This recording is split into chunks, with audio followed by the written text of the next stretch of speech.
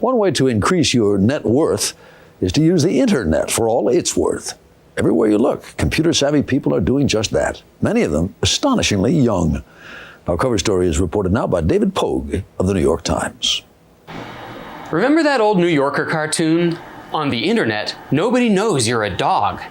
But in the real world, some of the internet's most influential and successful forces have their own version of that line. On the internet, nobody knows you're a teenager.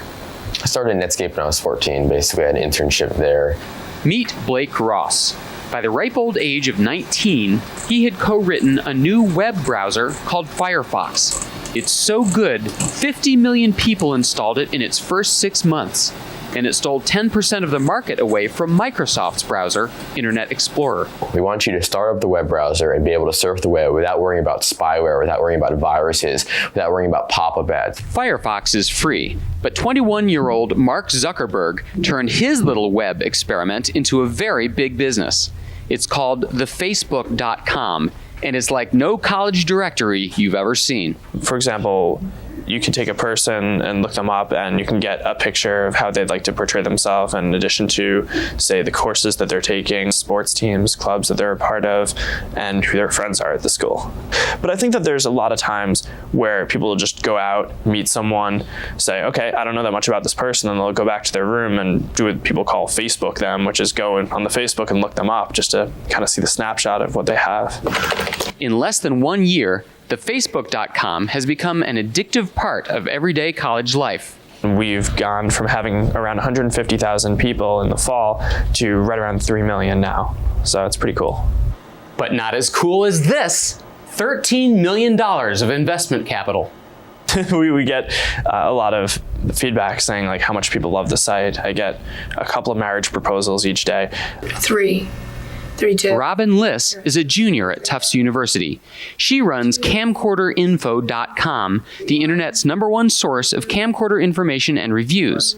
She posted her first article online when she was 10. I was playing around with my mom's huge Panasonic VHS camcorder making claymation videos. I wrote an article on how to make a video for under $100, and like 70 people read it, and I was like, whoa, this is the coolest thing ever. Her audience is slightly bigger today. Camcorderinfo.com is the largest camcorder review publication in the United States, online or off. We reach about 300,000 people every single month. Finally, meet Wayne Chang. He's the creator of i2Hub, a super high-speed communications network that lets college students across the country collaborate and share computer files. In March, over 8 million hours were spent on i2Hub by students across the nation. About 1,800 schools have requested to join the network. 4 internet pioneers, each of whom began changing the face of online business and culture when most teenagers were just happy to get their driver's licenses. How did they do it? Rule number 1, get an early start. At the age of 7, I got my first computer. When i2Hub's Wayne Chang immigrated from Taiwan, he could barely speak English. And the fact that I had a language limitation at the time prohibited me from basically making friends easily. So that means I had a lot of time on the computer. And at the age of 11, I got my first job with a corporation in California. I got my first computer when I was, I guess, around 6th grade. And within weeks of getting it, I was like, all right, I want to learn how to program. This is pretty sweet. Rule number 2, exploit the anonymity of the internet. Between email and the phone and a website, no one has to know how old I am. And what it allowed me to do, I think, is develop credibility based on our product alone. I think the internet is really the great equalizer, it really levels the playing field. And it doesn't matter if it came from a 50-year-old experienced software developer in Redmond or it came from a 19-year-old kid in California. If it's good software, people will use it. So there's nothing stopping people.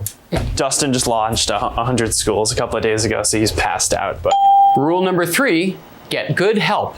Dude, what's up? Dude, you're on TV. For the Facebook's Mark Zuckerberg, that would be his Harvard roommate, Dustin. So he kind of took it on himself to learn programming, and so he went home for the weekend, came back, and was like, all right, I'm ready to go. Blake Ross led a slightly bigger team for Firefox, tens of thousands of volunteers working together as part of what's called the open source movement. And basically what this means is that people in Europe can be coordinating with people in the United States, can be coordinating with people in Africa, all putting the user input into this browser. They can submit actual code to improve the product. It's really a global effort. Rule number 4, exploit your youth. The way that I can be unique is by kind of just being creative and kind of reveling in being young and just being a little crazy. So, for example, there's this feature called poking where you just go to someone's profile and you could poke the person. And like, what does that do? Nothing. It sends them a message. It's like, you've been poked. You know, like, who cares? You know, I mean, it's like I thought about it when I was drunk or something, you know, and like people really like poking each other for some reason that, you know, I don't think anyone can really explain. And finally, rule number 5, be willing to make some sacrifices. And how much time do you actually get to spend in this bed? I get something like 5 or 6 hours a night. I generally try to have breakfast and then go to sleep and wake up around noon. If you give up social life for the time to work, and then you go to bed at 2, and you wake up 4 hours later to go back to school. I mean, I think the thing I sacrifice more than anything else is sleep. I didn't sleep much either, and my girlfriend is no longer my girlfriend. So what drives these young geniuses to sacrifice so much? Sometimes it's money. Now, I read in an interview where you have a goal to become a millionaire by 26. How's that going? It's going actually pretty well. The actual goal is 24.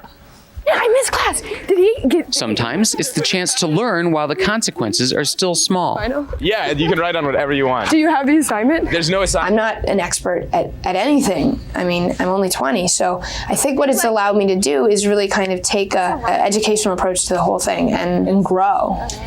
And sometimes it's the chance to change the world. I'm not making a dime off Firefox, but it's enough for me to get an email from a grandfather in Mississippi telling me that he can finally get on the web and communicate, with his grandchildren. In the short term, 3 of these 4 whiz kids have taken leaves of absence from college to fast-track their projects. But where will they be in the long term? You're working Mark Zuckerberg will probably be right where he is now. The bigger it gets, the more people we get to interact with, and that's really cool too. Wayne Chang's I2 Hub project has grown so big that it's created a problem. Students are using his high-speed network to swap movies and music. The recording industry is worried, so is the motion pictures industry. They've sued about 405 students. But he says he has a solution. It's still secret at this point, but he says it could change the landscape even more profoundly. What we'll do, it'll solve the problem of lawsuits. Basically, the entertainment industry as a whole will be very happy, and so will the students. So this is our office. Robin Liss has launched a second website called digitalcamerainfo.com, and she plans to launch similar sites for printers and cell phones. But for her, all of this is still just a rite of passage. I hope to move into the political or public policy sphere where I can help improve people's lives through government. And what about Blake Ross, the father of Firefox? I think I've got a couple more years in me in the computer industry. I've actually had these kind of secret ambitions that I want to write either films or novels. So I think life's too short to do anything for too long. That may be a sound philosophy. After all, no matter how young you are now, there's always somebody younger. The next generation is these kids that have grown up on the internet, that are turning in their homework via email in first grade. I'm actually frightened to see what they come up with. I really think age is just an illusion. I think that with the internet, people can do absolutely anything they want.